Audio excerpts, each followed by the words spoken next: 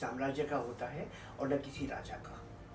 वह केवल उन सभ्यताओं का साक्षी बनता है जो अपने साहस से इतिहास की दिशा बदल देती है। और इस समय ने यदि ठहर कर किसी धरती की ओर देखा भी है ना, तो वो धरती है भारत। और भारत केवल 7 लाख गांवों, असंख्य नगरों और हिमालय से हिंद महासागर तक फैले भूगोल का नाम नहीं है। यह वह भूमि है जहां हर नदी अपनी एक कथा सुनाती है, जहां हर पर्वत एक तपस्वी की तरह मौन खड़ा है, हर कण में किसी ऋषि की तपस्या की गूंज है, और हर पीढ़ी अपने पूर्वजों के अधूरे स्वप्नों को आगे बढ़ाती है। लेकिन इस भारत राष्ट्र के सामने भी एक समय ऐसा आया जब वो अपनी धरती पर ही पराया हो गया। सदियां बीतती रहीं, राज बदले, झंडे बदले, हुकूमतें बदलती रहीं, पर एक चीज कभी नहीं बदली, स्वतंत्र होने का भारतीय मन। वह मन जिसने कभी झांसी की तलवार में आवाज पाई, कभी भगत सिंह की मुस्कान में, कभी गांधी के सत्याग्रह में, कभी नेताजी के उद्घोष में, और कभी उन लाखों गुमनाम स्त्री पुरुषों की चुप्पी में जिनके नाम इतिहास की किताबों में नहीं लेकिन भारत की मिट्टी में आज भी दर्ज है। फिर समय ने करवट ली। आधी रात थी, दुनिया सो रही थी लेकिन भारत जाग रहा था। दिल्ली की हवा में एक अलग सी बेचैनी थी। लाल किले की प्राचीर मानो सदियों से उस क्षण की प्रतीक्षा कर रही थी। और फिर घड़ी ने 12 बजाए। एक तिरंगा धीरे धीरे आकाश की ओर बढ़ा, और सदियों की गुलामी एक पल में समाप्त तो नहीं हुई, लेकिन उस रात भारत ने पहली बार अपने भविष्य पर अपना हस्ताक्षर कर दिया।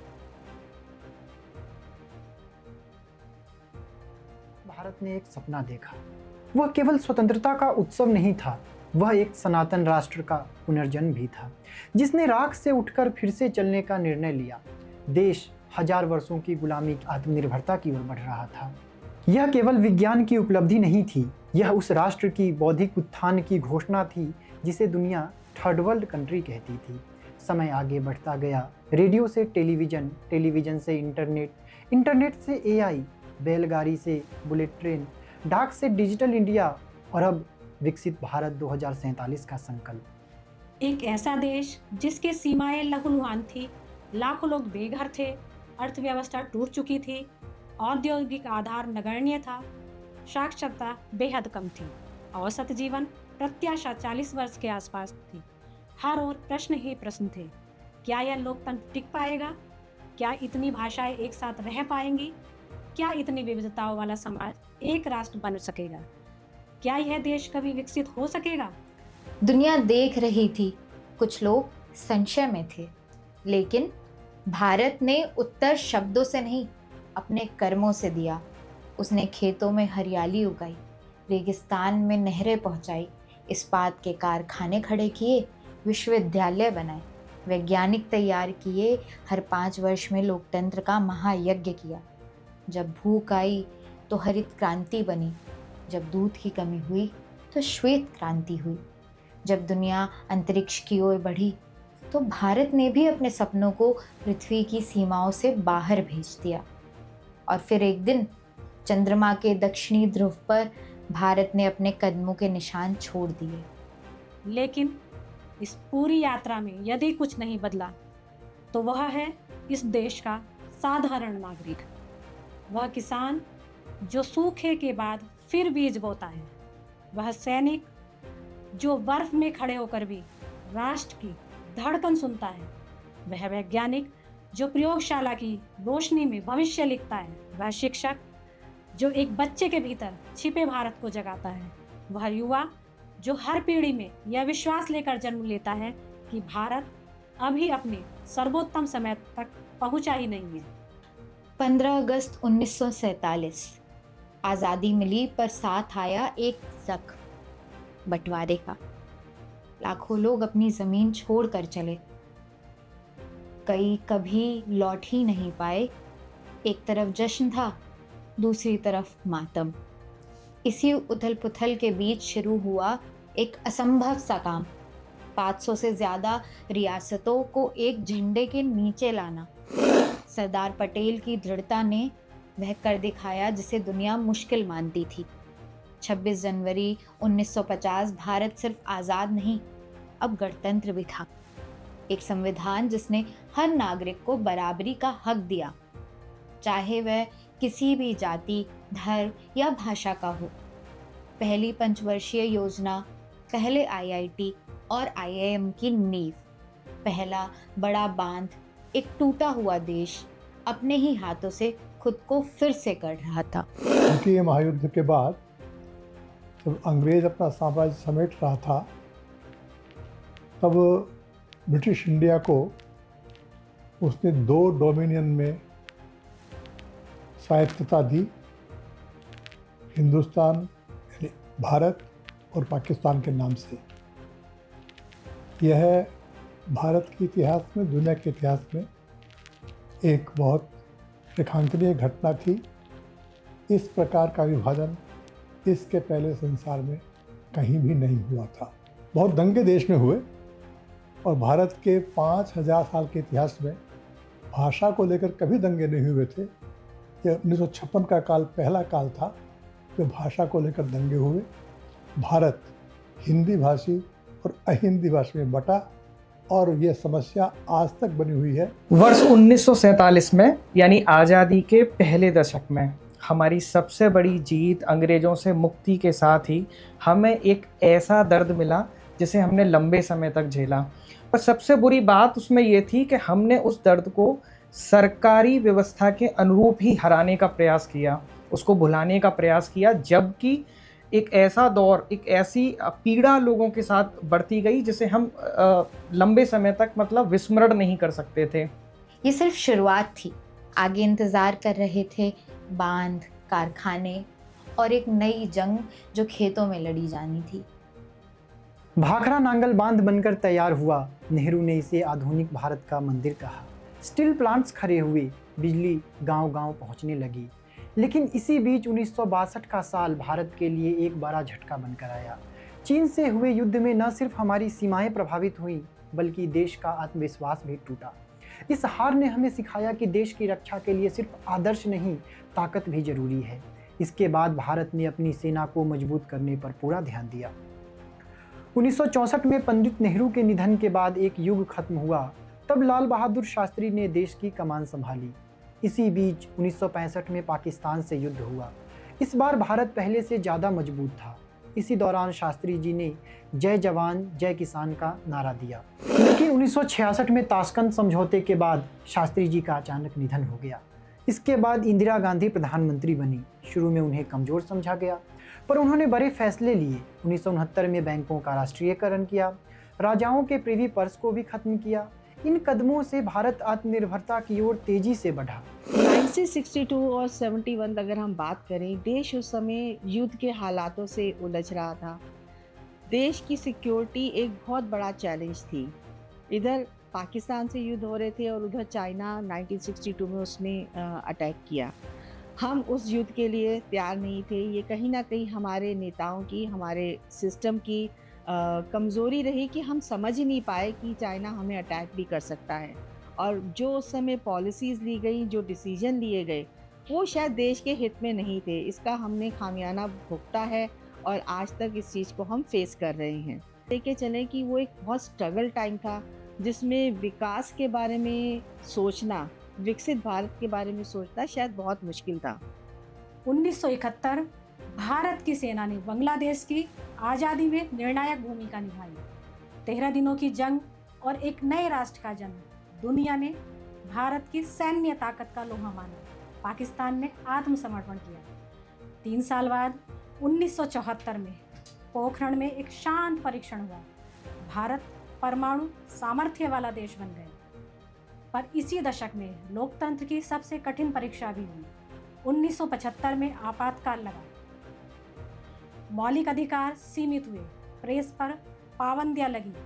2 साल बाद जब चुनाव हुए तो जनता ने अपने वोट से यह साबित किया कि इस देश की लोकतांत्रिक जड़ें कितनी गहरी हैं। 1971 से 77 के बीच में एक ऐसा कालखंड है जिसमें लोकतंत्र पर सवाल खड़ा हुआ और तानाशाही कुछ दिनों के लिए आई। उसकी वजह यह थी कि 1971 में इंदिरा गांधी भारी बहुमत से जीती थी और उन्होंने गरीबी हटाओ का नारा दिया था।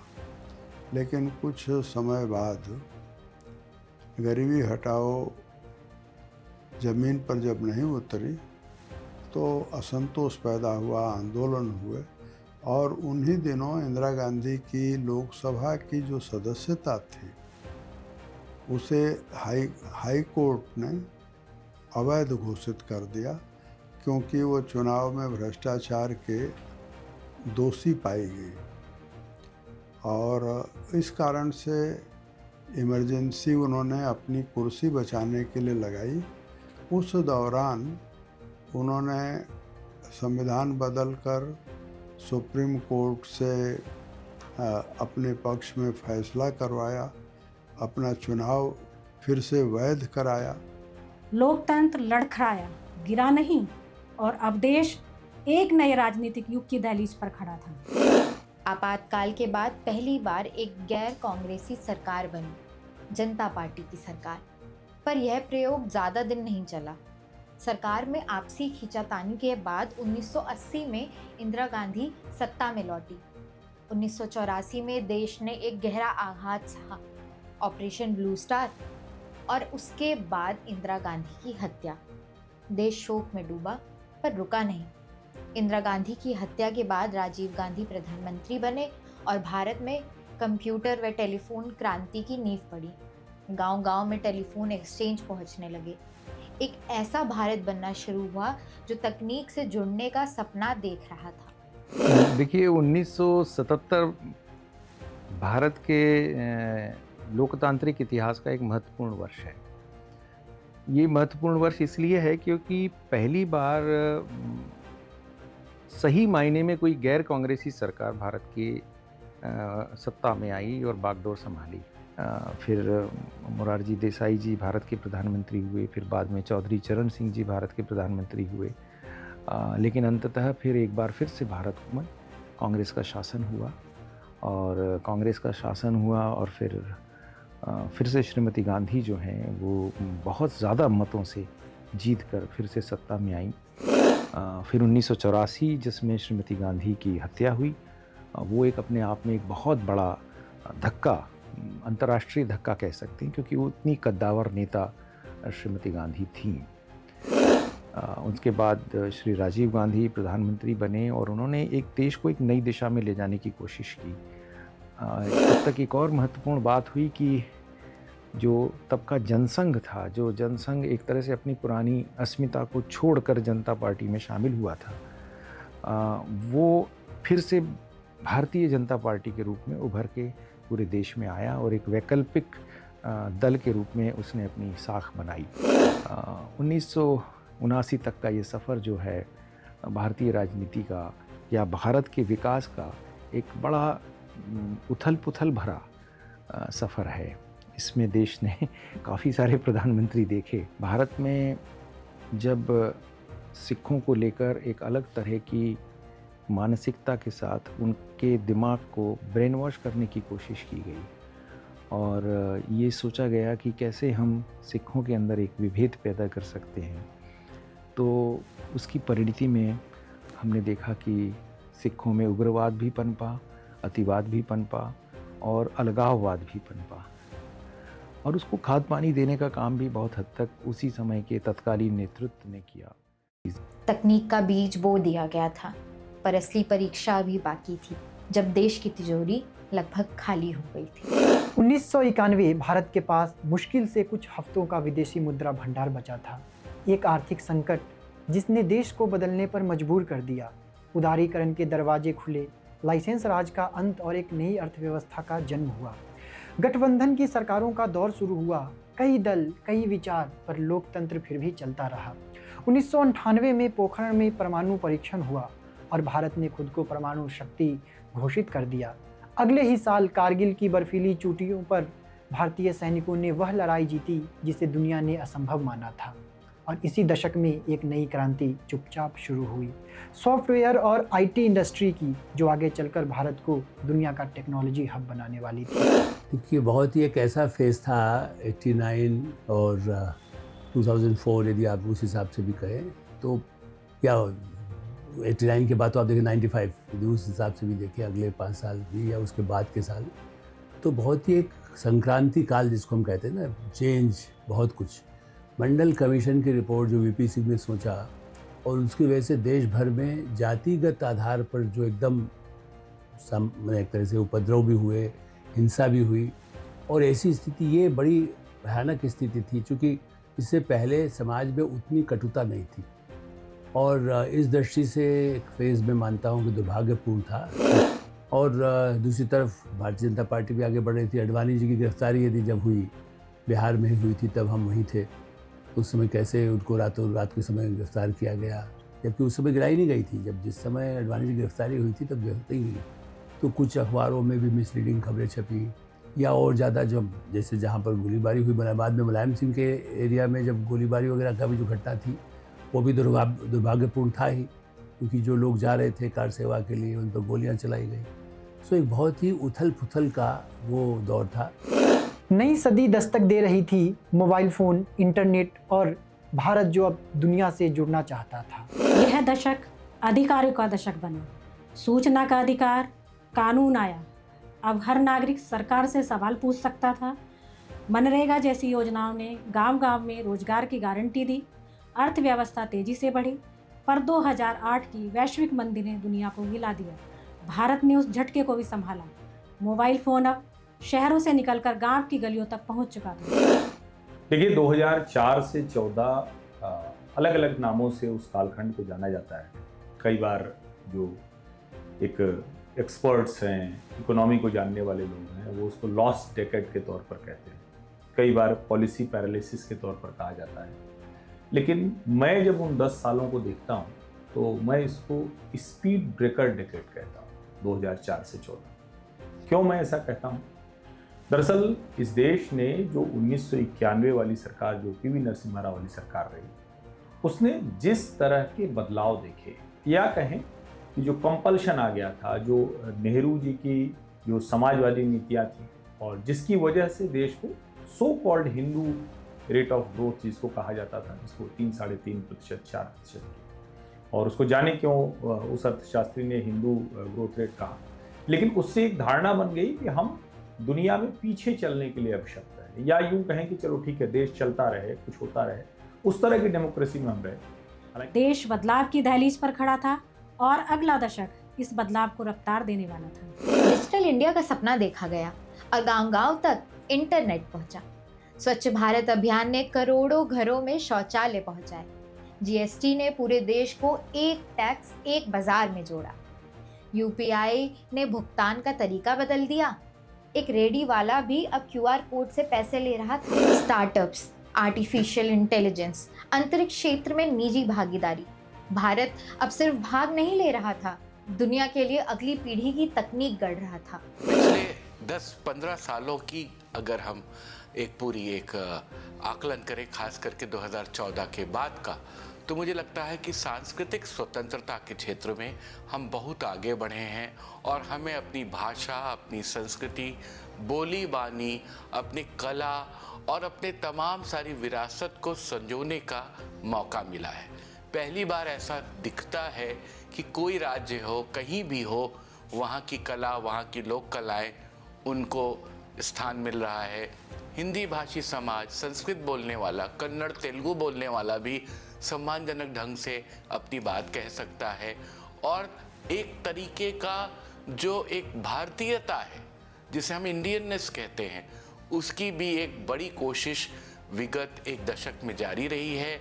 उसका एक सबसे सुंदर उदाहरण आप पद्म पुरस्कारों को देख सकते हैं। भारतीय स्वतंत्रता आपको मुबारक हो, और आप ये देखें कि पूरे इंडियननेस के साथ हम अपनी संस्कृति को कैसे संजो रहे हैं। हर दशक ने भारत को कुछ नया सिखाया, हर संकट ने उसे और मजबूत बनाया, हर उपलब्धि ने उसे और ऊंचा उठाया। यह यात्रा यहाँ खत्म नहीं होती। यह हर उस भारतीय के साथ आगे बढ़ती है जो सुबह उठकर अपने हिस्से का काम करता है, खेत में, दफ्तर में, सीमा पर, प्रयोगशाला में, कक्षा में। क्योंकि भारत की असली ताकत कभी भी कोई एक चेहरा नहीं था, वह हमेशा उसके करोड़ों नागरिकों में रही है। 8 दशक, अनगिनत संघर्ष, एक अटूट संकल्प, यही है भारत की कहानी, न रुकने वाली कहानी, न थकने वाली कहानी। आज जब हम विकसित भारत के सपने की ओर बढ़ रहे हैं तो ये सफ़र सिर्फ सरकारों का सफ़र नहीं है, ये हम सबका है, आपका, मेरा, हर उस भारतीय का जो इस देश पर भरोसा करता है। यह अमर यात्रा जारी है और तब तक जारी रहेगी जब तक यह विश्व है। At the stroke of the midnight hour, when the world sleeps, India will awake to life and freedom.